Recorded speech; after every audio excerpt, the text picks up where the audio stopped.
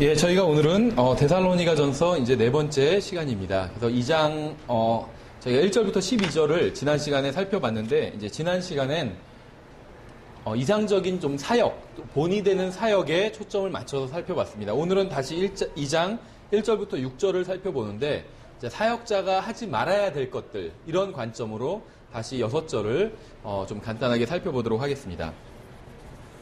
예, 지난 시간에 이제 바울과 실로아노와 디모데가 데살로니가 지역에서 했던 이상적인 사역에 대해서 살펴봤죠. 하나님께서는 이들의 사역을 통해서 우리가 어떻게 사역해야 하는지 본을 보여주셨습니다.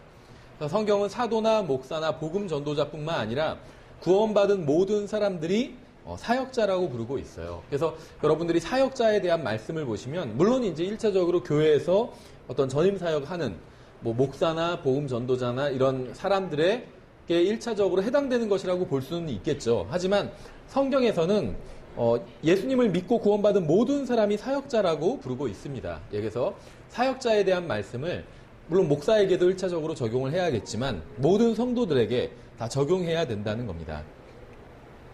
바울과 이제 바울의 일행이 데살로니가에서 복음을 전하며 이제 영적 싸움을 했죠. 혈과 육에 대항해서 싸운 게 아니라 영적 악한 세력과 인간의 혼을 두고 이제 치열한 영적 싸움을 싸웠습니다. 그래서 자기들이 치열한 싸움을 싸웠다, 이런 얘기를 했었죠. 이 싸움은 어떤 운동 경기나 그 어떤 전쟁보다 치열한 싸움이에요. 그래서 그들은 구원받은 사람들을 도왔고 자신들의 전부를 주었어요. 자기의 혼까지도 주었다, 이렇게 바울이 혼까지도 줄 수 있다, 이렇게 바울이 이제 얘기를 했죠. 그게 바로 바울의 어떤 신실한 사역을 할 수 있었던 비결이었던 것 같아요.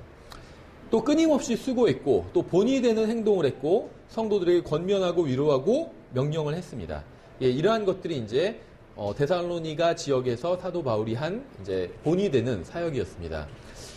이것들은 모두 좀 긍정적인 거라고 볼 수가 있습니다. 그래서 오늘은 좀 부정적인 측면, 즉 해야 될 게 아니라 사역자가 하지 말아야 될 것. 물론 이제 목사에게도 1차적으로 적용이 되고 모든 성도들에게 다 적용되는 말씀이라고 보시면 됩니다.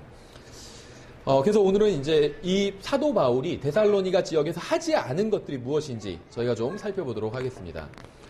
우리가 정말 좋은 사역자라면, 다른 말로 하면 일꾼이에요, 일꾼. 우리가 좋은 일꾼이라면, 또 예수 그리스도의 좋은 대사라면 우리의 사역에 부어주신 하나님의 축복을 잃지 않기 위해서 우리는 해서는 안 되는 일들이 있어요. 잠깐 기도하고 시작하겠습니다. 하나님 아버지, 감사합니다. 저희의 믿음과 소망이 이 세상 정부나 인간의 손에 달려있지 않음에 감사드립니다. 저희의 믿음과 소망이 예수 그리스도의 피와 또 주님의 의에 달려있음에 감사드립니다.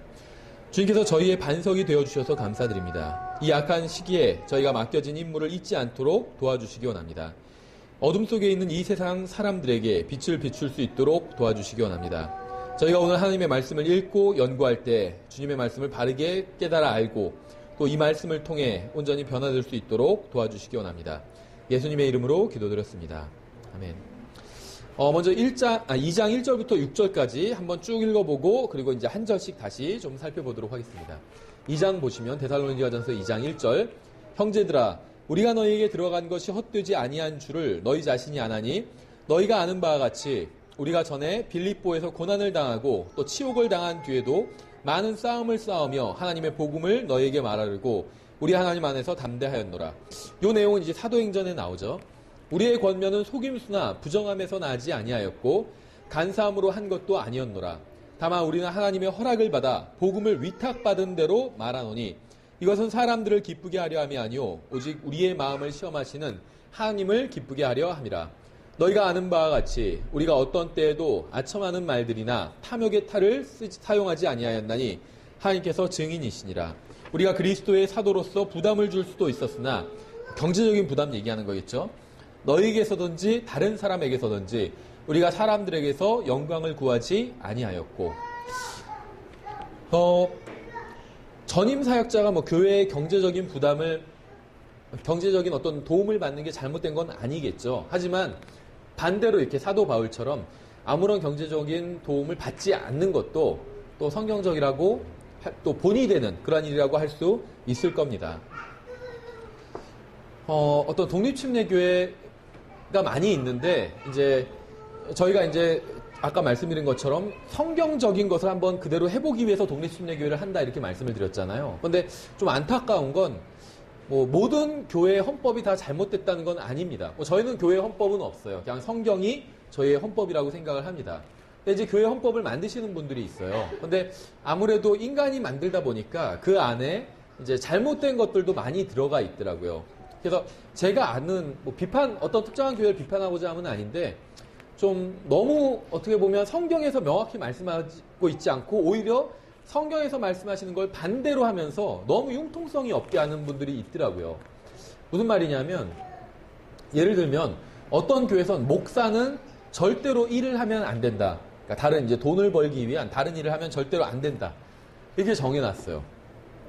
그럼 거기까지만 정해도 취지는 이해하겠죠. 하나님의 말씀을 온전히 준비해라 일주일 내내. 취지는 좋은 취지일 수 있어요. 근데 목사 자매가 있잖아요. 부인. 목사 자매도 일을 하면 안 된다. 이렇게 정했더라고요. 부목사도 다 해당이 돼요. 그런데 교회가 크지 않다 보니까 목사한테는 이제 월급을 어느 정도 주는데 부목사한테는 월급을 제대로 못 주는 거예요. 그러면서 부목사도 일하면 안 되고 부목사 부인도 자매도 일하면 안 되고 이렇게 해놓으니까 이게 죽으라는 건지 뭘 모르겠더라고요. 그러니까는 교회가 사정이 안 되면 페이를 못 줄 수도 있죠. 그러면은 또 일을 할 수도 있어요. 사역자가 예를 들면 전임 사역자가 일한다고 해서 그게 잘못된 건 절대 아니거든요. 사도 바울도 우리 성경에 나오는 것처럼 일을 했습니다. 천막 만드는 일을 했죠. 그래서 일을 할 수 있는 여건이 되면 일을 하면서 또 사역을 감당할 수 있다면 그렇게 해도 된다는 거죠. 다만 이제 일을 너무 과도하게 해서 사역 준비를 못한다, 사역을 제대로 하지 못한다면 그건 문제가 있겠죠. 제가 굉장히 존경하는 어떤 미국 목사님이 계신데 이분이 지금은 한 이제 교회를 전임으로 목회를 하신 지가 한 30년 정도가 됩니다. 근데 처음 한 10년 동안은 다른 직업을 갖고 있었어요. 제가 구원받고 침례를 준 호주 목사님도 청소부였어요, 직업이. 청소부. 근데 어쨌든 간에 제가 존경하는 이 목사님도 이제 다른 직업이 있었습니다. 근데 이제 교회가 처음에는 사람이 별로 없으니까 페이를 줄 수가 없었죠. 근데 나중에 많이 모여서 페이를 줄 수가 있었어요. 근데 이 목사님이 계속 페이를 거절했어요. 자기 그냥 일을 하겠다. 왜냐하면 자기가 이렇게 사역하는 건 그러니까 성도들에게서 어떤 유익을 얻기 위해서, 재정적인 유익을 얻기 위해서 자기가 교회를 섬기는 게 아니라 오히려 자기는 자기가 성도들을 섬기기 위해서 자기가 사역을 하는 거기 때문에 사역에 해당되는 급료를 한마디로 받지 않겠다.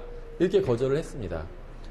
근데 나중에 이제 10년 정도가 지나고 나서 성도들이 부탁을 했어요. 이제는 당신이 받아야 된다. 교회가 주는 걸. 그러면서 이제 어떤 얘기를 했냐면, 당신 입장에서는 충분히 안 받고 그렇게 자기 그냥 일하면서 하는 게 더 당당하다고 생각할 수는 있지만, 당신이 그러니까 하루에 8시간을 일했거든요. 일주일 5일 동안. 그러니까 당신이 하루에 8시간씩 5일 동안 하면 40시간이잖아요. 40시간 동안 하나님의 말씀을 연구하면 우리 애들에게 더 좋은 이제 더 말씀을 잘 가르쳐 줄 수 있는데, 그러니까 당신이 일하는 거는 어떻게 보면 교회로서는 해가 되는 일이다. 그러니까 페이를 줄 테니까 직장을 그만두라고 해서 결국은 이제 성도들의 하도 그렇게 요청을 하니까 이제 직장을 그만두고 이제 완전히 이제 전임 사역을 한 거죠. 근데 그러면서도 조건을 걸었다고 해요. 어떤 조건이었냐면 이 목사님이 그러면 이제 교회에서 페이를 받는 건 좋은데 그러니까 당신들이 요구하는 게 정당하다는 거죠. 더 하나님의 말씀을 연구해서 일할 시간에 더 연구해서 더 좋은 이제 설교를 하라는 거니까 성도들의 요구가 이제 정당하다는 걸 인정하면서 다만 성도들 중에 이제 일하는 형제 중에 그러니까 아르바이트로 일하는 형제 말고 그러니까 풀타임으로 일하는 형제 중에서 가장 적은 월급을 받는 사람이 있죠. 아르바이트 하는 사람 말고 풀타임으로 일하는 형제 중에 가장 적은 월급을 받는 사람의 급료를 달라고 이렇게 얘기했다고 해요. 훌륭한 것 같아요. 제가 봤을 때는. 그렇죠. 그러니까 성도들 중에 가장 적은 월급을 받는 그 형제의 월급에 자기 월급을 맞춰달라 이렇게 요구했다고 하더라고요. 충분히 그런 본이 되는 그런 자세였던 것 같아요. 근데 사도 바울도 굉장히 본이 되는 모습을 보였습니다. 자기가 부담을 지우지 않으려고 일부러 자기가 일을 했어요. 그래서 목사는 일을 하면 안 된다 이렇게 얘기하시는 분들이 가끔 있습니다. 이쪽 진영에서도. 근데 저는 그거는 이해가 되지 않더라고요. 사도 바울도 분명히 일을 했는데 왜 일을 하면 안 된다고 하는지. 특히 이제 독립침례교회 이쪽 교회들이 대부분 다 크지 않거든요. 규모가 작아요. 그래서 일을 하지 않고는 교회가, 목사가 이제 어떤 생활을 할 수 없는 경우가 많습니다. 그래서 그거는 정말 그 교회마다, 사정마다 자유롭게 하면 되지 않는가. 성경에 분명히 급료를 줘도 되고 또 사정이 안 되면은 일할 수도 있고 다 자유로운 케이스가 있기 때문에 그거는 그 각 개인마다, 교회마다 자유롭게 하면 되는 문제가 아닌가 이렇게 생각을 합니다. 근데 그걸 막 헌법으로 정해놔서 하면 뭐 된다 안 된다, 뭐 부인도 뭐 일을 하면 된다 안 된다 이렇게 정해놓는 건 좀 지나친 게 아닌가, 좀 오히려 이제 비성경적인 그런 것들이 아닌가, 이제 이런 생각이 듭니다. 3절에 의하면 사도 바울은 속임수나 부정한 짓을 하지 않았다고 합니다. 교회에서도 사실 그 뉴스니까 그런 얘기들이 나오겠죠. 뭐 뉴스에 뭐 교회가 잘하는 건 나오지 않잖아요. 나쁜 일한 거, 뭐 목사가 돈 떼어먹고 이런 거는 뉴스에 나오잖아요. 그러니까 이제 주로 뉴스에서 그런 걸 보게 되는데 참 속임수나 부정한 짓이 많이 일어난다는 거죠. 교회 내에서도. 그렇죠. 또 간사한 짓도 하지 않았다고 얘기하고 있어요. 사도 바울이. 4절에 의하면 사람들을 기쁘게 하려고 하지도 않았다고 합니다. 이거는 이제 오해하지 말아야 될 것이 사람을 기쁘게 해야 돼요. 다만 사람을 기쁘게 하는 것과 하나님을 기쁘게 하는 게 서로 상충될 땐 사람을 기쁘게 하는 것이 아니라 하나님을 기쁘시게 해야 되겠죠. 근데 상충되지 않을 땐 이제 사람을 기쁘게 하는 일을 해야 됩니다. 근데 여기서 바울이 말하고 있는 의미는 하나님을 먼저 자리에 뒀다, 이런 말이 의미겠죠. 하나님을 먼저 기쁘시게 했다, 이제 이런 의미라고 볼 수가 있습니다. 5절에 의하면 아첨하는 말이나 탐욕의 탈을 사용하지도 않았대요. 아첨하는 말을 하지 않았대요. 근데 그 목사님 중에서도 아첨하는 말을 하시는 분들이 있더라고요. 성도들한테. 어쨌든지 간에 뭐 사실은 모르겠어요. 뭐 아닌 분도 계시겠지만 아닌 훌륭한 분도 저는 있을 거라고 생각을 합니다. 근데 많은 목사들이 뭐 킹제임스 성경을 믿던 개역 성경을 믿던 뭐를 사용하던 또 뭐 세대적 진리, 그다음에 전천년주의를 믿던 아니면 무천년주의를 믿던 모든 목사들이 교회에 성도들이 많이 모이기를 원할 겁니다. 우리 교회는 사람 많이 모이지 않았으면 좋겠어요. 이런 사람 못 봤어요. 실제로 그렇게 말을 하는 분은 봤어요. 그런데 그분도 어떤 일이 있어서 교회에 한 10명 정도가 더 더해졌거든요. 작은 교회였는데 너무 좋아하시더라고요. 그러니까 평소엔 말로 우린 사람 신경 안 써. 사람 오는 거 뭐 오고 가는 거 신경 안 써. 우리는 안 모였으면 좋겠어. 오히려 막 더 작은 무리가 더 뭐 알차게 가고 있고 뭐 막 그런 얘기를 하시는데 어떤 일이 있어서 사람이 10명, 20명 더해지니까 너무 좋아하시더라고요. 그러니까 그게 이제 인간적인 어떤 인간의 마음이겠죠. 뭐 집을 예를 들면 조그만 집 방 한 칸짜리 사는 것보다 2칸짜리 사는 게 낫고 2칸짜리보다 3칸짜리 사는 게 더 낫겠죠. 그렇죠. 서 있으면 앉고 싶고 앉으면 눕고 싶고 그게 뭐 인간의 아마 심리일 겁니다. 그래서 사람들이 오면은 어떻게 보면 목사 입장에서 이제 고마울 수가 있어요. 그 다음에 와준 거 자체가. 그러니까 이제 아첨의 말을 합니다.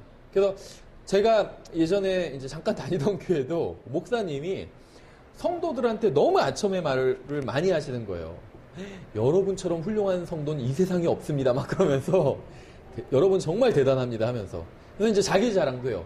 근데 제 설교도 너무 훌륭하거든요. 여러분 어디 가서 이런 설교 못 들어요. 하시면서 자아도취하고 있는 거예요. 자기 설교가 대단하고 또 모인 사람들이 대단하고 그렇다고. 그러면서 다른 교회들은 다 유치원 수준인데 여러분들은 대학원생 수준이라고 그렇게 얘기를 하면서 아첨의 말이죠. 아첨의 말. 사도 바울은 그런 거 하지 않았대요. 아첨의 말. 그렇죠. 또 탐욕의 탈도 쓰지 않았다. 이렇게 얘기하고 있어요. 탐욕. 6절에 의하면 다른 사람들에게 부담을 주지도 않았다고 얘기하고 있습니다. 이제 이런 것들에 대해서 다시 좀 살펴보도록 하겠습니다. 3절에서 바울은 자신의 권면이 속임수나 부정함에서 나지 않았다고 얘기하고 있어요. 성경은 요한일서 7절에서 속이는 자들이 세상에 많이 들어왔는데 그들은 예수 그리스도께서 육체 안에 오신 것을 시인하지 아니하느니라. 이런 자가 속이는 자요 적 그리스도니라. 그러니까 속이는 사람은 어떤 사람이냐면 예수님이 육체 안에 오신 것을 시인하지 않는 사람. 이것은 이제 두 가지 의미가 있겠죠. 실제로 그러니까 예수님께서 어떤 하나님께서 인간의 몸을 입고 온 게 아니다. 이렇게 생각하는 사람들. 이 사람들은 속이는 사람들이라는 거예요. 그렇죠. 또 예수님께서 어떤 영지주의자들처럼 영지주의자들은 육체는 악하고 이제 영은 선하다고 생각하거든요. 그래서 하나님의 영인 그리스도의 영이 예수님의 그러니까 인간 예수에게 임했다. 그러다가 십자가에 못 박힐 땐 하나님은 죽을 수가 없기 때문에 하나님의 영은 떠나고 인간 예수만 죽었다. 이런 식으로 이제 가르칩니다. 그러니까 이게 사실 영지주의자들의 가르침인데 이제 이러한 가르침이 변형된 게 오늘날 여호와의 증인 같은 사람들이 믿는 그러한 교리예요. 그래서 이 사람들은 하나님께서 육체를 입고 오지 않으셨다. 이렇게 주장한다는 거죠. 예수님이 하나님이 아니라고 주장합니다. 근데 이제 이런 식으로 얘기하면 여호와의 증인들이 아니야, 우리도 예수님 하나님이라고 믿어. 이렇게 얘기를 할 거예요. 근데 이제 좀 더 들어가 보면 예수님이 만들어진 하나님이라고 믿는다는 거죠. 그래서 예수님은 만들어진 하나님이고 진짜 하나님이 따로 있다. 이렇게 주장을 해요. 그러면은 그 진짜 하나님이 진짜 하나님인 거죠. 만들어진 하나님은 가짜 하나님인 거고. 그러니까 결국 예수님이 하나님이라고 믿지 않는 겁니다. 여호와의 증인들이 이제 말장난만 하고 있을 뿐이지. 로마서 16장에서 이런 말씀이 있어요. 그런 자들은 우리 주 예수 그리스도를 섬기지 아니하고 자기 배를 섬기며 좋은 말과 빼어난 말솜씨로 순진한 자들의 마음을 속이느니라. 그래서 예수님께서 육체로 오시지 않았다. 이렇게 가르치는 사람들은 속이는 자라고 요한일서에서 말씀하고 있고, 또 이제 다른 종류의 속이는 사람들이 있는데 좋은 말과 빼어난 말솜씨로 자기들의 배를 섬기기 위해서 성도들을 속이고 있는 사람이 있다는 거죠. 자기의 배를 섬긴다는 말은 그냥 먹고 살기 위해서 목회한다는 거예요. 먹고 살기 위해서. 그래서 더 좋은 조건의 어떤 어떤 교회에서 초빙을 하면 미련 없이 가버리는 거죠. 먹고 살기 위해서 하는 거기 때문에. 사람을 속이는 자들은 좋은 말과 빼어난 말솜씨를 사용합니다. 사도 바울은 데살로니가 교회의 성도들을 속이지 않았습니다. 자기는 속이지 않았다고 얘기하고 있죠. 그는 자신의 마음을 모두 열어서 보여주었어요. 자신이 무엇을 하려는지 모두 알려줬습니다. 본으로 보여주기 위해서 자신의 삶도 모두 공개를 했습니다. 자기가 어떤 일을 하고 먹고 사는지도 다 알려줬죠. 자신이 대단한 사람인 척하지도 않았습니다. 그리고 가장 중요한 점은 진리를 있는 그대로 전했어요. 그래서 예수 그리스도께서 인간이 하늘나라로 갈 수 있는 유일한 길이라는 사실을 선포했습니다. 구원받기 위해서는 반드시 자신의 죄를 회개해야 됨을 선포했어요. 구원은 오직 예수 그리스도의 피를 통해서만 가능하다는 사실도 선포했습니다. 어떤 종교나 행위나 인간의 업적이나 선행으로는 결코 구원받을 수 없다는 사실을 선포했습니다. 우리 시대의 설교자들은 이단이 아닌 한 거짓 교리를 선포하지는 않죠. 그런데 성도들의 눈치를 보는 경우가 굉장히 많아요. 그리고 실제로 이제 성도들 중에서도 압력을 가하는 경우가 많습니다. 왜 그런 설교를 하셨어요? 그런 설교 좀 안 하셨으면 좋겠어요. 이런 얘기를 한다든지, 예를 들면.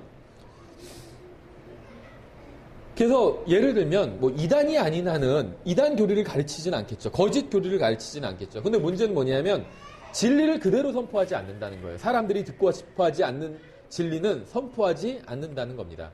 다시 말하면 사람들에게 거짓말을 하지는 않지만 진리도 말하지 않는다는 거예요. 하늘나라에 가는 길이 예수님밖에 없다고 얘기를 합니다. 이거는 긍정적인 면이죠.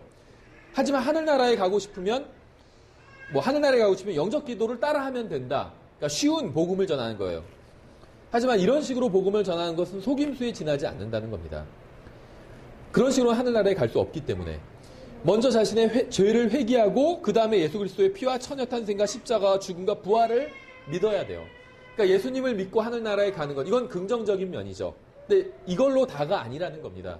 부정적인 면, 자기의 죄를 회개하는 게 먼저 반드시 와야 된다는 거예요. 그래서 사도행전에서도 하나님에 대한 회개와 우리 주 예수 그리스도에 대한 믿음을 사도 바울이 자기가 증거했다. 이렇게 얘기하고 있잖아요. 회개 없이는 믿음이 있을 수가 없어요. 뭘 믿냐는 것이죠, 뭘. 예수님이 그냥 나를 하늘나라로 데려갈 거다. 이걸 믿는 게 아닙니다. 예수님이 나의 구원자라고 믿어야 돼요. 근데 예수님이 나의 구원자라고 믿기 위해서는 내가 하나님 앞에서 죄인이라는 사실을 인정해야 된다는 거죠. 근데 자기가 죄인이라는 것을 인정한다면, 자기가 하나님 앞에서 죄인이라는 걸 인정한다면 회개를 해야 돼요. 그렇죠.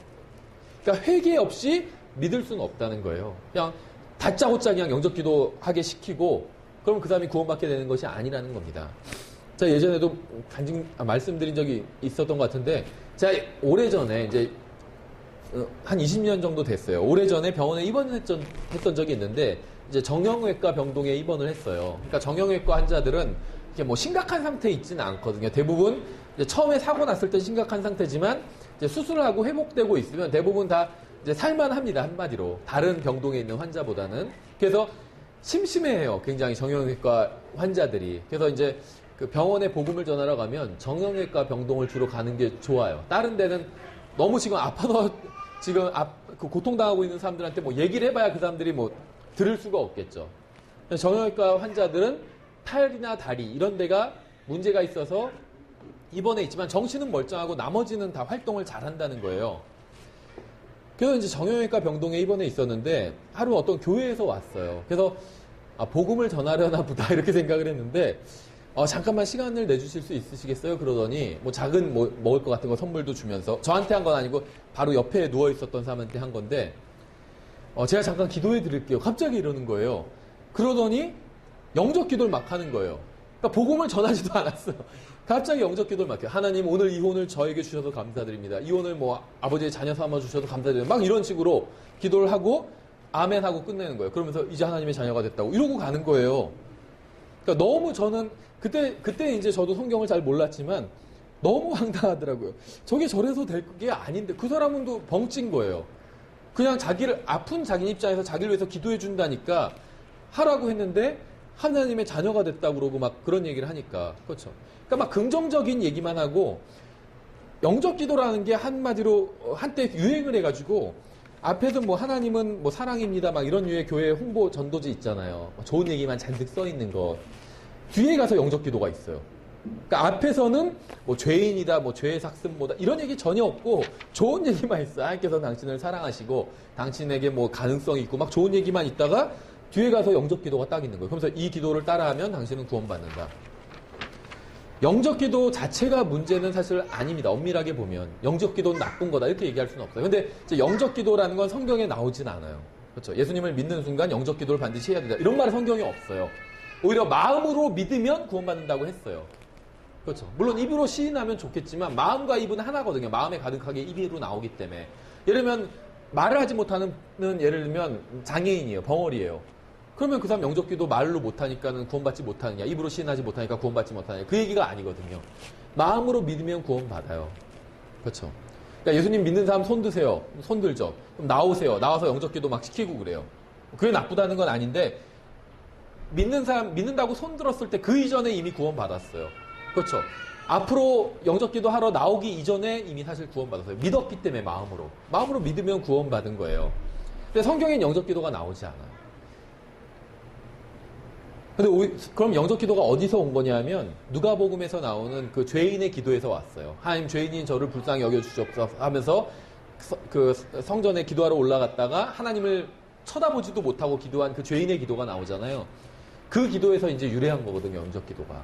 그런데 어느 순간에 미국에서 웬만한 전도지 뒤엔 영접기도가 다 실려 있어요. 근데 앞에서 이제 복음은 제대로 전하고 있죠. 근데 우리나라에선 영접기도만 쏙 들어와가지고 복음도 전하지 않고 영접기도만 하면 그 사람 구원받았다고 선포해버린다는 거죠. 근데 절대로 다른 사람이 구원받았다고 선포하면 안 돼요.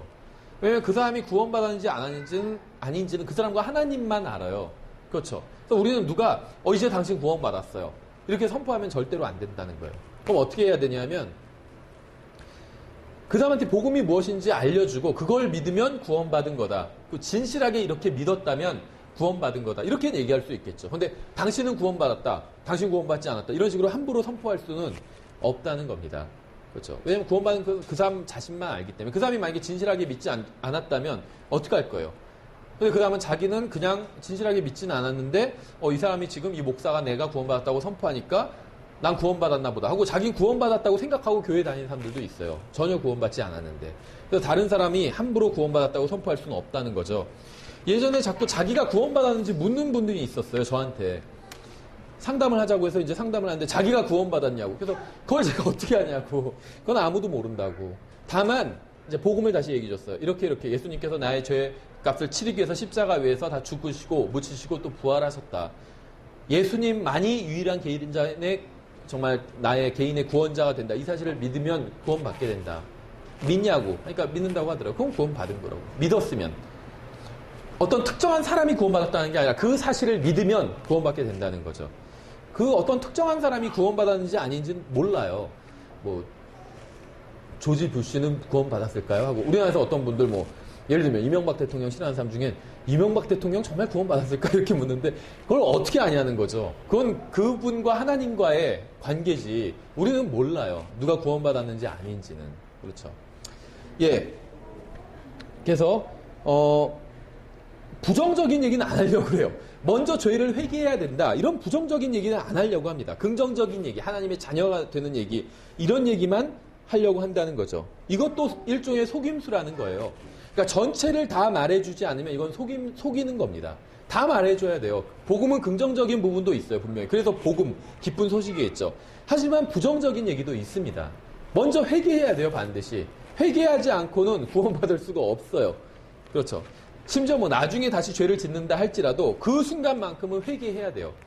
하나님 앞에서. 그래서 우리는 하나님을 섬기는 일은 의로운 일이잖아요. 의로운 일은 의로운 방법으로 행해야 합니다. 특히 이단들이 의로운 일을 의로운 일을 하지도 않으면서 의로운 일을 한다고 주장하면서 불의한 방법으로 하는 사람들이 너무나도 많아요. 왜 지금도 많이 뭐 극성을 부리는데 한때 그 신천지가 우리나라 그 한국 교회를 많이 흔들었잖아요. 그래서 세력을 굉장히 엄청 많이 넓혔는데 이 사람들 어떻게 교회를 세력을 넓히는지 아시죠? 한 교회에 그냥 침투해요. 그래서 그 교회 생활 잘하는 것처럼 해. 그러면 주로 이제 10명, 20명, 30명 모이는 이런 작은 교회에 침투해요. 그럼 작은 교회에서 한 사람이 오면 너무 반갑잖아요. 잘해준다고요. 그러니까 그 교회에서 막 시키는 거 다 하고 예배도 다 참석해요. 그래놓고 어떻게 하냐면 그 열심히 믿는 척을 해요. 그러다가 이제 저희도 이제 해야 되는데 예를 들면 교회에서 뭐 노방 전도를 나갈 때가 있잖아요. 밖에 거리 설교를. 그러면은 그 신천지에 있는 사람이 미리 약속을 해요. 자기 신천지 다른 멤버랑. 그래서 거기서 만난 것처럼 우연히 만난 것처럼 해서 거기서 자기가 복음을 전하는 신용을 해요. 그럼 그 신천지 그 사람이 복음을 받아들이고 믿는 것처럼 해요. 그러면 벌써 다른 사람들이 볼 땐 우리 교회에 새로운 이 신실한 형제가 같이 복음 전하러 나갔는데 예수님을 또 딴 사람 설득해서 믿게 한 거잖아요. 그런 식으로 교회 사람들을 데리고 와요. 그러면 작은 교회에서 예를 들면 20명이었던 교회인데 그렇게 데리고 온 사람이 한 20명, 30명이 되는 거예요. 그럼 교회는 일단 부흥했죠. 50명이 됐죠. 근데 사실 신천지파가 30명이 된 거예요. 그 교회 원래 멤버는 20명이고. 그럼 어떻게 할까요? 투표를 해요. 그래서 이제 어떤 얘기를 하냐면 목사님이 설교가 너무 별로다. 그래서 우리가 목사님을 새로 초빙하자. 근데 교회 벌써 자기네 파가 다수를 차지하고 있잖아요. 그러면 이기게 돼 있어요. 그래서 결국 목사를 쫓아내고 자기네 이제 그 신천지 목사를 초빙해 와요. 그 교회가 신천지 교회가 되는 거예요. 그러면은 그 조그만 교회라도 하여튼 재산이 뭐 1,000만 원이든 2,000만 원이 있잖아요. 장소비랑 다. 그걸 그렇게 해서 이제 자기네가 꿀꺽꿀꺽 먹는 거예요. 그걸 뭐 자기네는 뭐 산을 옮긴다 이런 식으로 그때 동영상 보니까 어떤 아주머니가 강연을 하고 있더라고요. 그렇게 교회 한마디로 교회 뭐 그 남의 교회 먹는 법 해가지고 표현은 그렇게 하지는 않지만 강연을 하더라고요. 거짓으로 속여서 들어온 거죠. 자기 믿음을 밝히지 못하고. 정말 신천지가 진리라면 처음부터 그걸 밝히면서 해야 돼요. 근데 그렇게 하지 않는다는 거죠. 그렇죠? 왜 그럴까요? 이 사람들은 목적이 수단을 정당화한다고 믿는 사람들이에요. 이게 예수회, 로마 카톨릭 비밀 조직인 예수회의 그 철학이죠. 목적이 선하면 수단이 좀 악할지라도 다 용서가 된다는 거예요. 예를 들면 로마 카톨릭은 하나님의 왕국이, 이게 물리적인 하나님의 왕국을 교회가 세워야 된다고 생각을 합니다. 교회는 영적인 왕국과 관련이 있어요. 물리적인 왕국은 이스라엘, 구약 성경과 관련이 있습니다. 근데 로마 카톨릭은 그걸 성경을 바르게 나눠서 보지 못하기 때문에 물리적인 왕국을 교회가 세워야 된다고 믿어요. 그럼 실질적으로 영토를 확장해야 돼요. 그래서 과거에 1900년대 초에 로마 카톨릭이 제국주의와 결탁해서 선교하는 방법이 선교사 플러스 군대를 같이 보냈잖아요. 그렇죠? 그래서 군대를 보내서 군대가 그 지역에 들어가서 장악을 하고 나서는 로마 카톨릭을 믿을래 안 믿을래 사람들한테 의사를 묻겠죠. 믿는다 그러면 살려주고 안 믿는다 그러면 죽인 거예요. 이게 로마 카톨릭식 선교 방법이었어요. 과거에. 그렇죠? 근데 그렇게 해도 그 사람들은 그게 괜찮다고 생각한 게 하나님의 왕국을 확장하는 그 좋은 목적을 위해서 수단이 좀 사람 좀 죽이고 하는 수단이 나쁘다 할지라도 괜찮다는 거죠. 그건 잘못된 겁니다. 우리가 너무 뭐 이단 얘기만 하니까 제대로 믿는 교회에서도 이렇게 속임수를 쓰는 경우가 많아요. 어떤 속임수냐? 예를 들면 전도 집회를 해요. 근데 전도 집회를 한다 그러면 안 올 것 같으니까 다른 이름, 예를 들면 전혀 전도 집회 같은 거 아니다. 그냥 교회에서 예를 들면 무슨 잔치다. 그래서 좋은 음식 많이 해서 음식 나누는 잔치다. 이런 식으로 해서 사람 부른다는 거죠. 그래 놓고 전도 집회한다는 거예요.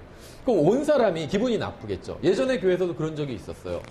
수련회를 가는데 수련회 때 항상 이제 그 구원받은 사람들을 위해선 따로 집회를 하고 구원받지 않은 사람들을 위해서 전도 집회를 했었거든요. 수련회에서. 그런데 자기 친구를 데리고 왔는데 그냥 어디 가서 놀러 가는 거다 이렇게 해서 데리고 온 거예요. 그러니까 와보니까 교회 수련회잖아요. 그 딱 자기를 밀어놓은 방이 전도 집회하는 방이에요. 복음 집회하는. 그러니까 기분이 완전히 상한 거예요. 속여서 데리고 온 거니까. 그렇죠.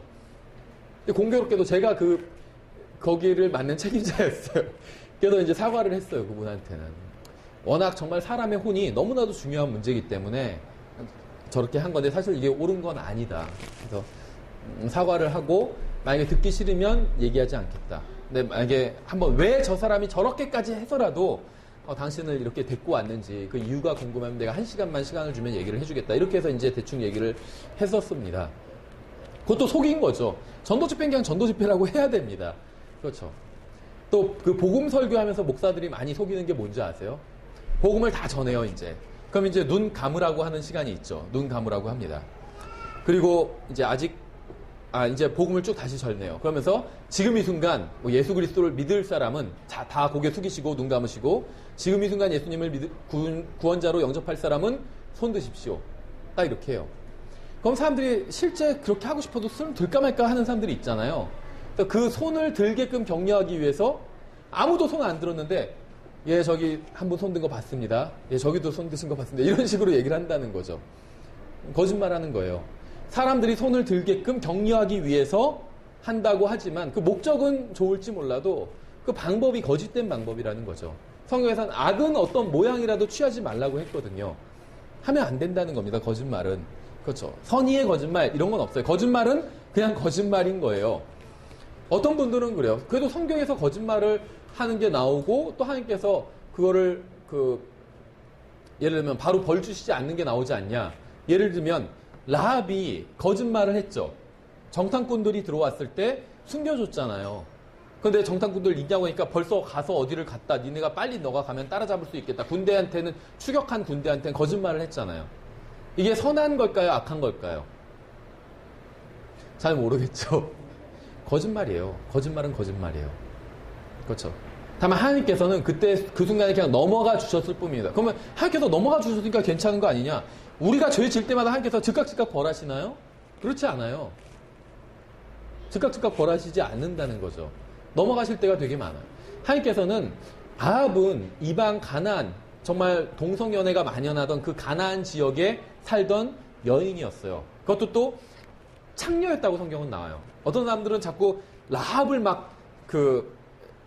라합은 좋은 사람이잖아요. 그러니까 라합을 막 위해서 거짓말을 꾸미는 사람이 있어요. 창녀는 아니었을 거다.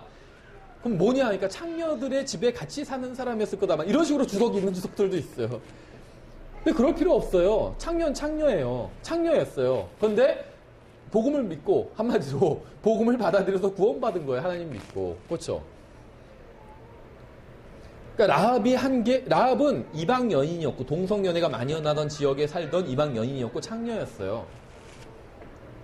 하나님께서 지금 당장 라합이 한 거짓말을 문제 삼지 않으셨을 뿐이에요. 그리고 구원해 주신 거예요. 그녀가 정말 하나님을 받아들이자. 그렇죠. 거짓말은 어쨌든 간에 거짓말이란 겁니다. 성경에서는 한 번도 거짓말을 잘했다고 말씀하신 적이 없어요. 그렇게 했지만 그래도 좋은 일을 위해서니까 잘한 거다. 이렇게 말씀하신 적은 없다는 겁니다.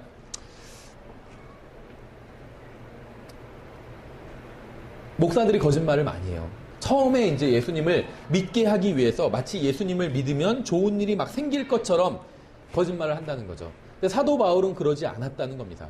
전체 진리를 다 얘기해 줬다는 거예요. 구원받으면 부자가 되고 좋은 집에 살게 되고 좋은 차를 타게 된다고 얘기하지 않았다는 거예요. 진실을 얘기해 줬습니다. 이 세상은 하나님을 싫어해요. 그렇죠. 이게 진실이에요. 이 세상은 예수 그리스도를 십자가에 못 박았습니다. 그렇죠. 그래서 이 세상은 하나님의 자녀도 싫어하고 하나님만 싫어할 뿐만 아니라 하나님의 자녀도 싫어하고 예수님만 십자가에 못 박을 정도로 싫어하는 게 아니라 예수님을 믿는 그리스도인들도 싫어한다는 겁니다. 이 얘기를 해줘야 돼요. 구원받은 사람들에게는. 그래서 구원을 받으면 어떤 일이 일어나게 되냐면 정말 구원받고 제대로 신앙생활을 하려고 하면 이 세상과 충돌하게 된다는 겁니다. 그렇죠? 대부분의 교회들에선 구원받으면 어떤 일이 일어나는지 말해주지 않아요. 구원받고 나면 친구를 사귀는데 어려움이 올 수 있어요. 그렇죠. 직장 생활하는 것도 더 어려워질 수 있어요. 구원받으면.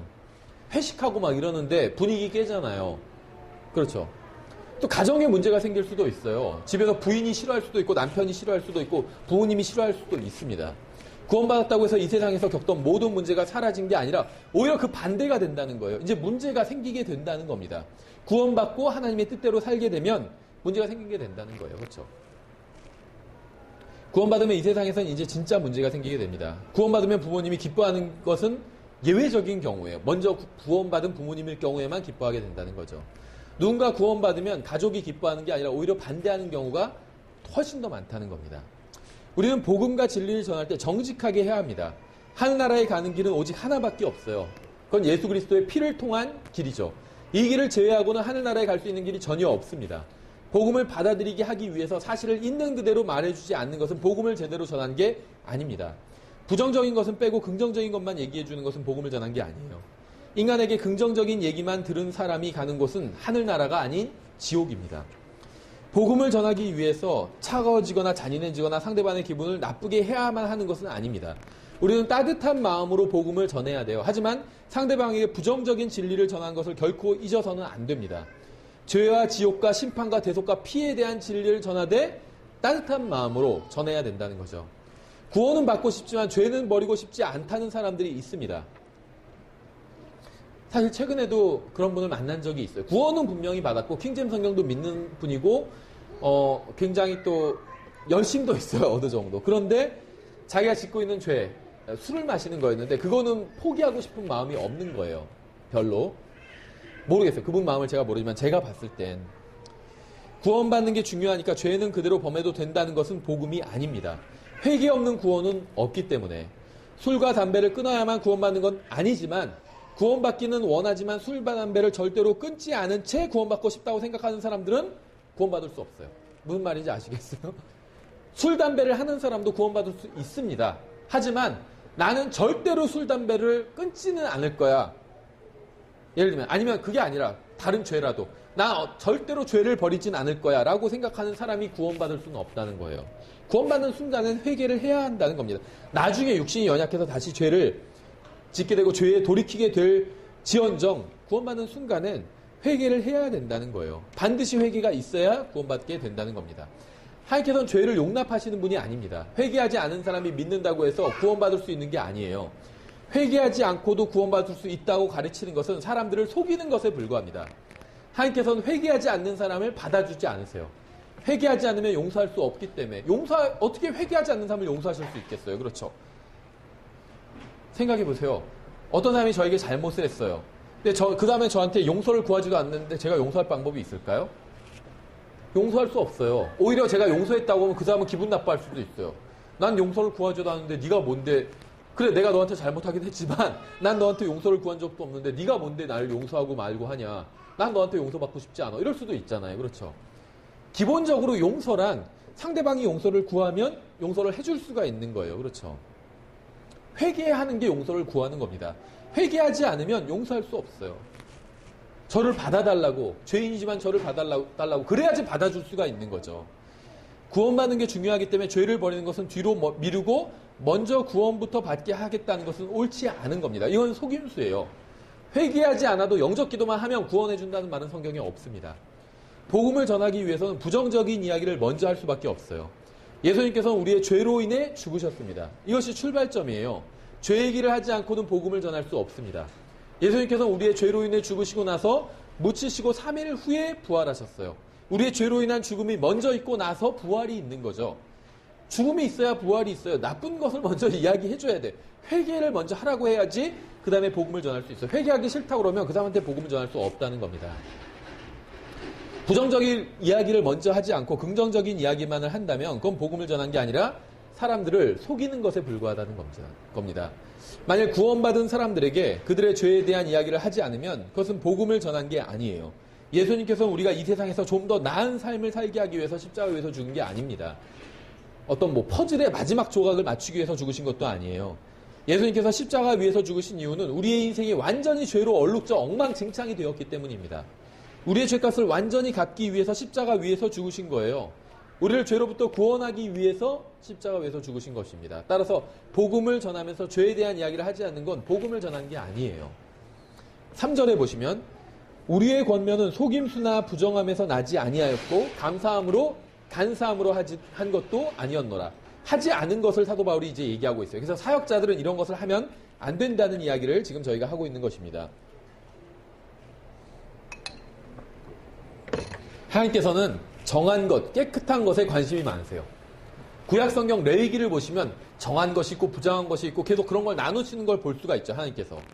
하나님께서는 기본적으로 깨끗한 것에 관심이 많으세요. 그래서 하나님께서 깨끗한 것과 깨끗하지 않은 것을 나누시는 하나님이라는 것이죠. 성경은 하나님의 말씀이 완전하고 확실하고 올바르고 순수하고 깨끗하다고 시편 19편에서 말씀하고 있습니다. 만일 여러분이 구원받은 하나님의 자녀라면 여러분은 단순히 진리를 세상에 전하고 가르치기만 하면 되는 게 아닙니다.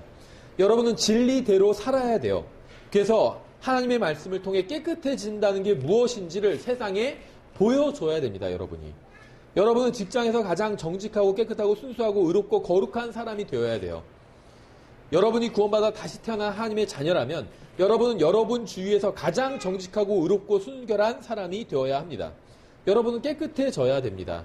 그게 하나님께서 원하시는 거예요. 이건 그렇지 않으면 구원을 유지할 수 없다. 이런 얘기가 아닙니다. 구원과는 별개로 구원은 받았어요.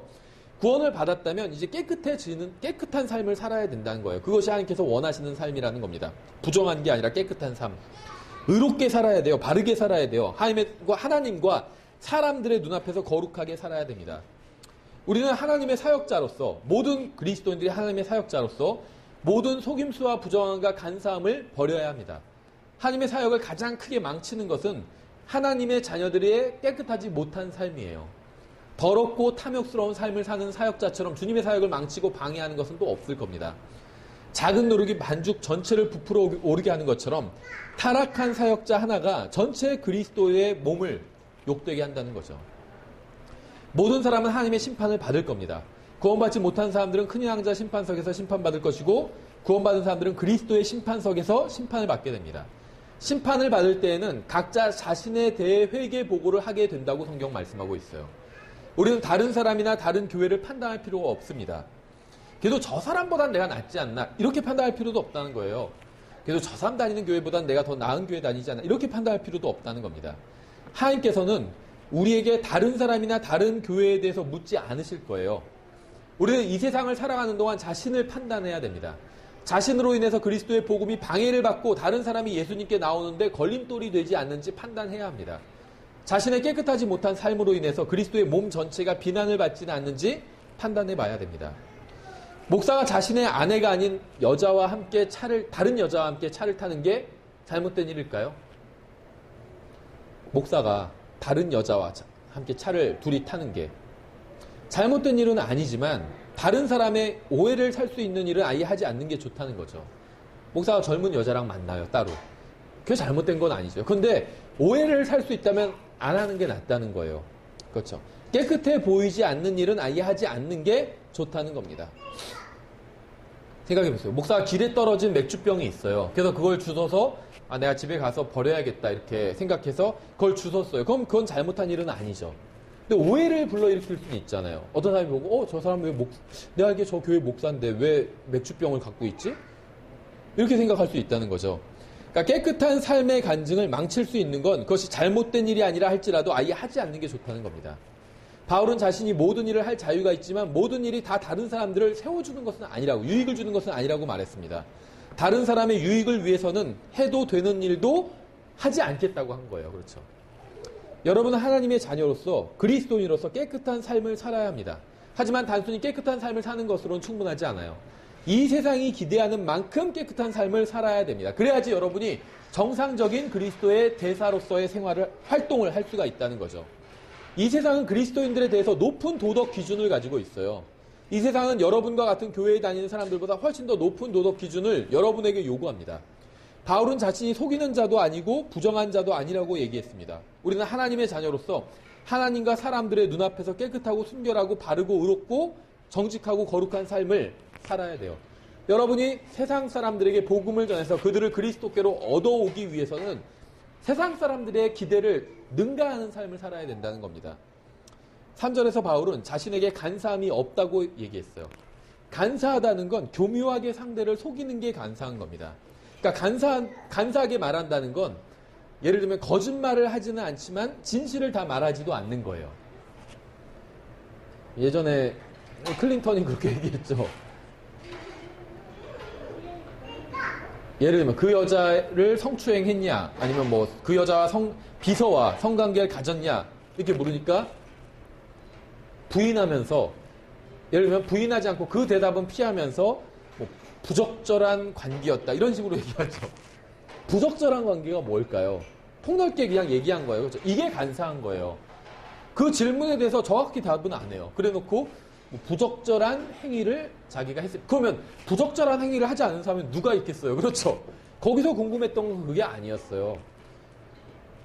당신이 그 비서를 성추행했냐? 이게 질문이었죠. 근데 그 질문은 답 안 하고 부적절한 뭐 행위를 했다. 그럼 부적절한 행위를 하지 않은 사람이 어디 있어요? 우리가 다 살면서 다 부적절한 행위를 하지. 이게 간사하다는 거예요. 거짓말은 아니지만 진실을 말하지 않은 거죠. 상대방을 속이려는 목적으로 비록 거짓말을 하진 않지만 전체 사실을 다 말해주지 않는 게 이게 간사한 겁니다. 그렇죠. 선한 일을 하는 것도 중요하지만 간사하지 않게 하는 게 더 중요해요. 복음을 전한다고 하면서도 간사하게 하는 사람들도 있어요. 그렇죠. 아까 얘기한 것처럼 막 전도 집회 하면서도 전도 집회 아닌 것처럼 막 사람 끌고 온다거나 이렇게 속이면 안 된다는 거예요. 진짜로 얘기를 해야 됩니다. 우리 교회에서 전도 집회를 하는데 왜 예수님을 믿는지 설명해 주는 시간이다. 그래서 난 너가 여기 한번 참여해 봤으면 좋겠다. 솔직히 다 얘기를 하고 데리고 와야지 속여서 아닌 것처럼 속여서 왔는데 알고 보니까는 막 집에도 못 가게 하고 막 복음 계속 전하고 있고, 이건 하나님의 방법이 아니라는 겁니다. 4절에서 다만 우리는 하나님의 허락을 받아 복음을 위탁받은 대로 말하노니 이것은 사람들을 기쁘게 하려 함이 아니요 오직 우리의 마음을 시험하시는 하나님을 기쁘게 하려 함이라. 먼저 이 구절을 잘못된 방식으로 해석을 해볼게요. 킹제임스 성경을 믿는 사람들 중에선 다른 사람을 화나게 하는 게 하나님을 섬기는 거라고 생각하는 사람들이 있습니다. 다른 사람이 강하게 반발하면 자신이 하나님의 말씀을 제대로 전했다고 생각하고 있는 거예요. 하지만 이건 결코 진실이 아닙니다. 이런 것은 성령님의 사역이 아니라 오히려 육신의 일일 뿐이에요. 구원받기 전에도 다른 사람의 기분을 상하게 한 일이 있고 구원받은 이후에도 그렇게 할 수 있습니다. 하나님의 일은 다른 사람을 세워주는 것이 그 사람의 기분을 다른 사람을 세워주는 게 하나님의 일이지 그 사람 기분을 나쁘게 한다든지 무너뜨리는 게 하나님의 일이 아니기 때문에 우리가 진리를 전하는데 상대방이 화를 낸다면 우리가 진리를 제대로 전해서라기보다는 어리석게 행동했기 때문에 제대로 전하지 못했기 때문에 화를 내는 경우가 훨씬 더 많이 있는 것이 사실입니다. 구원받지 못한 사람이나 진리를 받아들이지 못한 사람을 모욕하는 것은 우리가 할 일이 아니에요. 어떤 사람이 이래요. 복음을 전하는데 듣기 싫다고 그래요. 그러니까 그렇게 하면 지옥 가요. 죽어서 지옥 가요. 막. 그러니까 이 사람은 듣기 싫다고 그냥 가는데도 계속 소리 질러요. 그러면 지옥 간다니까요 하고. 누가 듣고 싶어 하겠어요. 그렇죠. 그 사람 바보도 아니고 이성을 가지고 있는 사람인데 하나하나 얘기를 해줘야 되는 거죠. 듣기 싫다 그러면 얘기하지 마세요. 그럼 그냥 그러면 이 전도지만 한번 읽어보십시오 하고 그러고 대화를 끝내면 되는 거예요. 근데 전도지도 받기 싫다. 그럼 알았다고 하고 거기서 말면 되는 거예요. 듣기 싫다는데 막 거기에 대고 뒤에서 뒤통수에 대고 그렇게 하면 지옥 간다니까 하고 막 봤어요. 저는 실제로 그렇게 복음 전하는 사람을. 그건 복음을 전하는 게 아닙니다. 방해하고 있는 거지. 그렇죠. 그거는 성경적인 게 아니라 육신적인 거예요. 근데 안타깝게도 킹제임스 성경을 믿는다는 사람 중에서 이런 사람들이 많아요. 그래서 정말 자기는 성경적으로 화끈하기 때문에 자기와 동의하든지 아니면 자기한테 화를 내고 가든지 그렇게 될 수밖에 없다. 근데 그렇지 않은 경우가 훨씬 더 많다는 거죠. 저의 목적은 우리 주 예수 그리스도를 기쁘시게 하는 겁니다. 누군가 제가 전하는 진리를 좋아하지 않는다고 해서 전 진리를 바꾸지는 않을 겁니다. 사람들이 듣기 싫어한다고 해서 사람들의 구미에 맞게 진리를 희석시키지도 않을 겁니다. 이 세상은 성경의 진리를 좋아하지 않습니다. 하지만 우리는 아무도 좋아하지 않는다는 이유로 성경의 진리를 바꾸거나 약화시키지는 않을 거라는 거예요. 그러니까 사람들의 기분을 맞춰주려고 하지도 않을 거지만 그렇다고 해서 사람들의 기분을 일부러 나쁘게 할 필요도 없다는 거죠. 다만 우리가 전하는 진리를 사람들이 싫어한다고 해서 이 진리의 내용을 바꾸지는 않을 거라는 거예요. 이 내용은 그대로 전해야 돼요. 갈라디아서 1장에서 이렇게 말씀하고 있죠. 내가 지금 사람들을 설득하느냐 하나님을 설득하느냐 혹은 사람들을 기쁘게 하려고 했으냐 내가 아직도 사람들을 기쁘게 한다면 결코 그리스도의 종이 아니니라. 우리는 사람들에게 설득력을 얻기 위해 성경에서 반대하는 게 아니라면 사람들의 기준에 맞춰줘야 돼요. 다시 말하면 하나님께서 하나님을 기쁘시게 하는 것과 사람을 기쁘게 하는 게 서로 상충되지 않는 상황에선 사람을 기쁘게 해야 된다는 거예요. 하나님도 기쁘시게 해드리고 사람도 기쁘게 해야 한다는 겁니다. 그러나 이것이 상충하는 상황에선 하나님을 기쁘시게 하는 것을 선택해야 되겠죠. 꼭 무슨 기쁘게 하는 것 이런 것이 아니더라도 가능하면 사람들의 기준에 맞춰주는 게 좋아요. 그리고 따지지 말고. 왜냐면 우리가 이슈로 삼는 건 그런 것이 아니에요. 그렇죠. 심지어 어떤 사람, 저도 제가 지지하는 정치인이 있고 정당이 있어요. 그런데 어떤 사람이 제가 싫어하는 정당을 지지를 하고 싫어하는 정치인을 지지해요. 그럼 제가 어떻게 하는지 아세요? 그 사람 앞에서 그 정당이랑 그 정치인 욕하지 않아요. 맞장구를 쳐줘요. 그리고 어떤 사람도 긍정적인 면이 있잖아요. 그 긍정적인 면을 그래요. 그분 그래요. 어떤 면은 훌륭하신 점 있다고. 그렇게. 그렇죠. 왜인 줄 아세요? 저한테 중요한 건 그 정치인을 칭찬하고 지지하고 이게 중요한 게 아니에요. 아니면 그 정치인을 반대하고 이게 중요한 게 아니에요. 저한테 중요한 건 그 사람이 중요해요. 그렇죠. 그 사람한테 제가 걸림이 되지 않는 게 중요해요. 그 사람도 제가 그 사람 얘기를 다 맞장구 쳐주고 동의를 해주면 그 사람이 기분이 좋을 거 아니에요. 그래야 제가 전하는 진리를 그 사람이 조금이라도 귀를 기울여서 들을 수 있다는 거죠. 저한테 가장 중요한 건 제가 전하는 진리, 이 진리를 다른 사람이 어떻게 받아들일 수 있는가. 이게 가장 중요한 문제예요. 이것을 위해서라면 다른 건 다 희생돼도 좋다는 거죠. 나와 정치적인 견해가 다른 사람을 맞장구 쳐줄 수도 있다는 거예요. 왜냐하면 그건 저에게 중요한 일이 아니기 때문에. 그래서 정말 우리는 복음을 타협하면 안 됩니다. 그러나 이것을 위해서 다른 모든 것은 타협할 수 있다는 거예요. 정치적인 견해마저도 타협할 수 있다는 겁니다. 복음을 위해서라면. 그렇죠. 그래서 가능하면 복음, 예수 그리스도, 절대 진리가 아닌 것은 다른 사람에게 맞춰줄 수 있어요. 예를 들면 성경에서 목사가 반드시 무슨 양복 입고 정장 입고 넥타이를 매야 된다. 이런 말씀은 없습니다. 그렇죠. 트레이닝복, 추리닝이 있고 강단에 올라가면 죄가 된다는 말씀도 없어요. 성경에 명확한 기준이 없는 것은 사람들의 기대에 맞추는 게 좋아요. 그렇죠. 제가 집에서는 주로 추리닝을 입고 있거든요. 근데 만약에 제가 지금 강단에서 하나님 말씀 선포할 때도 추리닝을 입고 한다면 그렇다고 해서 죄라고 그런 말씀 성경이 없죠. 근데 사람들은 이상하게 생각할 거예요. 이상하다. 오늘 왜 저 추리닝을 입고 왔을까? 계속 그 생각만 하고 있겠죠. 그래서 추리닝을 입지 않는 거예요. 강단에서. 다른 이유가 있는 것이 아니라. 그렇죠. 그러니까 성경적 기준, 진리가 아닌 다른 모든 것들은 사람들의 기준에 맞춰주라는 거예요. 내가 하나님의 말씀을 전하기 위해서. 여러분이 무엇을 하건 상관없이 여러분이 하는 일을 좋아하지 않는 사람도 있습니다.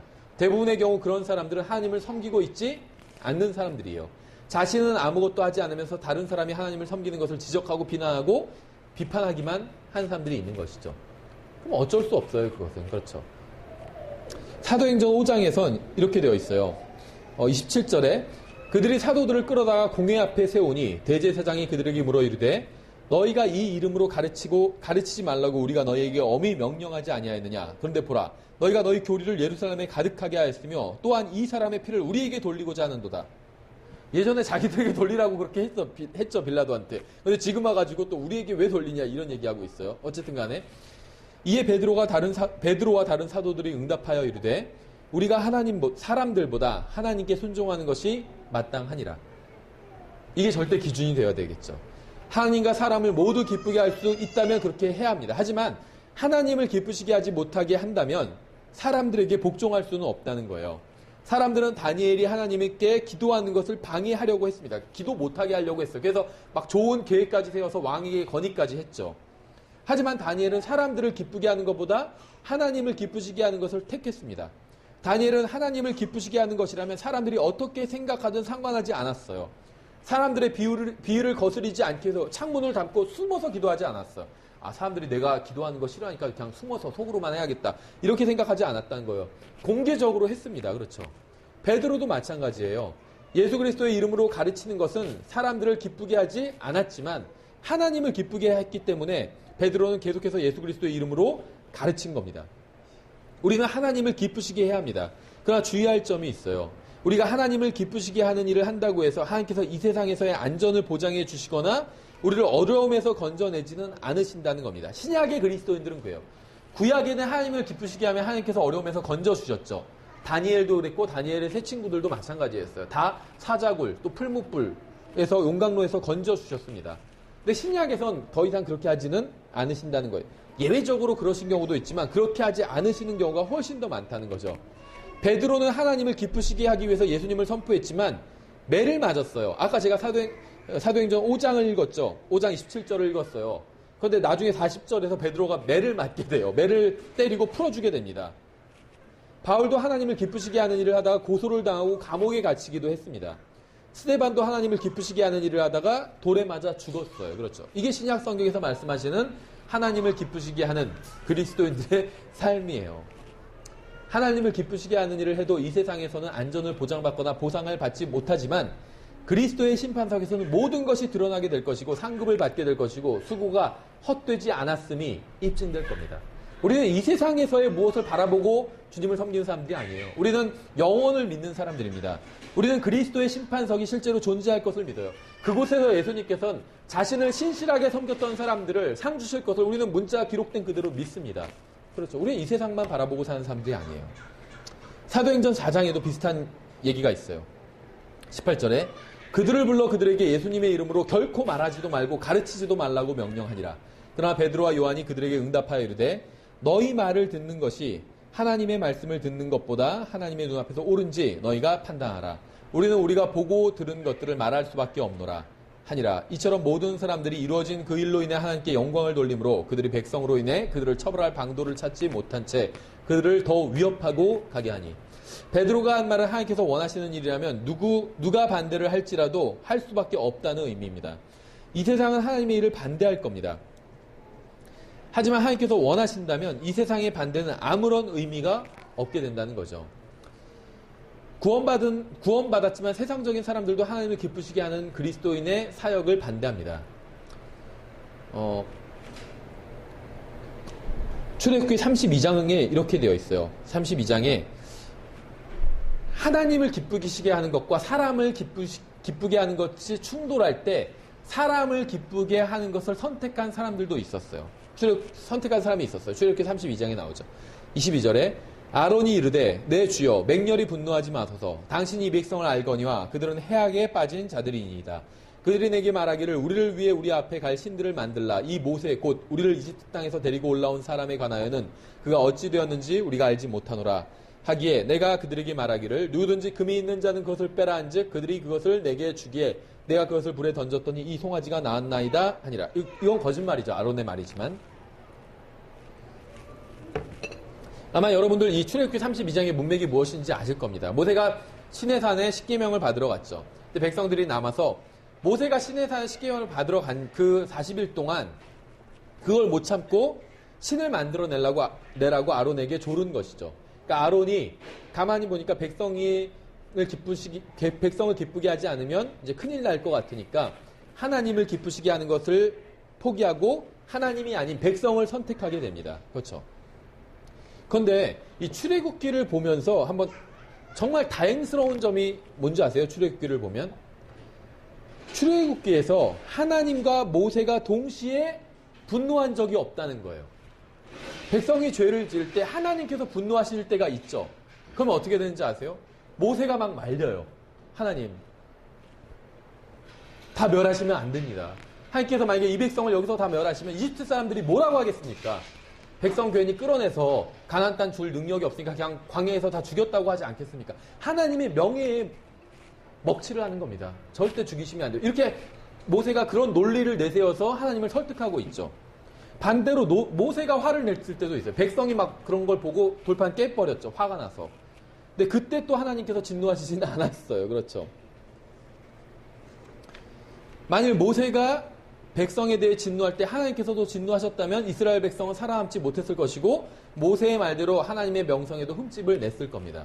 그렇죠. 모세가 진노할 때 하나님께서 진노하지 않으셨고 하나님께서 진노하실 땐 모세가 진노하지 않았어요.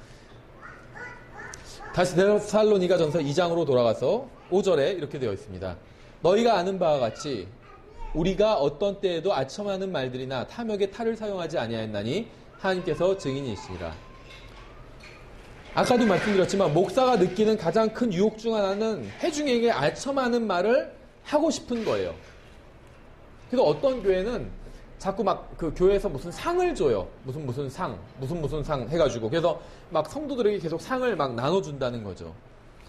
일종의 아첨인 것 같아요. 물론 뭐 그 자체가 뭐 좋은 의도로 하는 걸 수도 있겠지만, 궁극적으로 그리스도의 심판석에서 상을 받잖아요. 성도들은. 이 땅 위에서 자꾸 너무 그럴 필요 없다는 거예요. 교회로 모이고 따라와 주는 것이 고마워서 아첨하고 싶어질 때가 있다는 겁니다. 성도들이 계속해서 교회에 나오게 하기 위해서 온갖 미사여구를 동원해서 칭찬하고 압천하는 경우는 흔히 볼 수 있어요. 하나님께 감사하게도 저는 아첨하는 말을 잘하는 스타일은 아닙니다. 그러니까 예의 바르고 친절하고 부드럽게 말하고 격려하는 것은 필요하지만 아첨하는 말은 사역을 망치는 거예요. 이건 똑같아요. 목사가 성도들에게 아첨해도 사역을 망치는 거고, 성도가 목사에게 아첨해도 사역을 망치는 겁니다. 그러면 뭐 비판만 해라 이런 얘기가 아니에요. 서로 예의 바르게 대해야 돼요. 친절하게 대해야 되고 부드럽게 대해야 됩니다. 그렇죠. 또 격려를 해야 돼요. 서로. 그렇죠. 근데 이제 격려를 잘 못해서 그게 뭐 아첨처럼 보일 때도 있지만, 보일 때가 있어요. 근데 아첨과 격려는 사실 완전히 다르다는 거죠. 아첨은 불필요한 거지만 격려는 너무나도 필요해요. 서로가 서로를 격려해야 돼요. 마치 정말 군대가 다른 이제 적과 싸울 때 서로가 막 서로를 격려하는 게 필요하잖아요. 그렇죠. 그것처럼 우리는 같은 정말 예수 그리스도의 영적인 군사들이에요. 같은 영적인 가족이고, 서로가 서로를 격려하는 일이 필요하다는 겁니다. 탐욕의 탈을 쓴다는 것은 어떤 사업을 하기 위해서 사역을 하는 것을 의미해요. 사역이 아닌 사업을 하는 것을 의미한다는 거예요. 진정한 사역은 물질적인 이익이 첫 번째 고려 대상이 되어서는 안 됩니다. 물질적인 대가를 치르지 않으면 하나님의 말씀을 가르치지 않거나 복음을 전하지 않겠다는 것은 탐욕의 탈을 쓴 거예요. 교회에서 급료를 받는 것은 잘못이 아닙니다. 하지만 급료를 받지 않으면 하나님의 말씀을 전하지 않겠다, 이런 생각이라면 아예 목회 자체를 시작도 하지 않는 것이 좋다는 거죠. 이게 탐욕의 탈을 쓴 거예요. 성도들에게는 물질이 아닌 하나님을 바라보라고 하면서 자신은 물질을 바라본다면 누가 그 사람이 선포하는 메시지에 귀를 기울이겠습니까? 하나님의 자녀들이 하나님을 섬기는 사람을 재정적으로 지원하는 것은 아무런 문제가 없습니다. 하지만 재정적인 지원을 받기 전에는 말씀을 전하지 않겠다고 하면 그건 문제가 있는 거예요. 성경은 탐심은 우상숭배라고 말씀하고 있습니다. 하나님께서는 우리가 왜 그러한 짓을 했는지, 왜 그것을 했는지, 혹은 하지 않았는지 그 이유와 마음 깊은 곳에 있는 동기들을 다 알고 계십니다. 6절에 보시면 우리가 그리스도의 사도로서 부담을 줄 수도 있었으나 너희에게서든지 다른 사람에게서든지 우리가 사람들에게서는 영광을 구하지 아니하였고, 그러니까 사도 바울이 하지 않은 일, 하면 안 되는 일이 무엇이냐면 사람들에게서 영광을 구하는 것이겠죠. 고린도전서 4장에서 말씀하시는 것처럼 우리는 자신이 하나님의 청직이라는 사실을 잊지 말아야 됩니다. 빌립보서 2장에서 말씀하시는 것처럼 우리는 자신을 낮춰서 겸손해져야 돼요. 우리는 사역을 망치지 않도록 조심해야 합니다. 여러분은 무엇을 하든 여러분 자신의 영광을 위해 할 수도 있고 하나님의 영광을 위해서 할 수도 있습니다. 데살로니가전서 2장에 나온 것처럼 하지 말아야 할 것들을 하지 않는다면 우리의 사역도 때가 되어 열매를 맺게 될 거예요. 그러니까 데살로니가전서 1장에는 해야 될 것들이 6가지가 있었죠. 우리가 살펴봤죠, 지난 시간에. 오늘은 하지 말아야 될 것들을 살펴봤어요. 이러한 것들을 잘 따른다면 우리는 주님 앞에서 풍성한 열매를 맺게 된다는 겁니다. 예, 여기까지 하고 마치겠습니다. 예, 다 같이 찬송가, 보험 찬송가 468장 하겠습니다.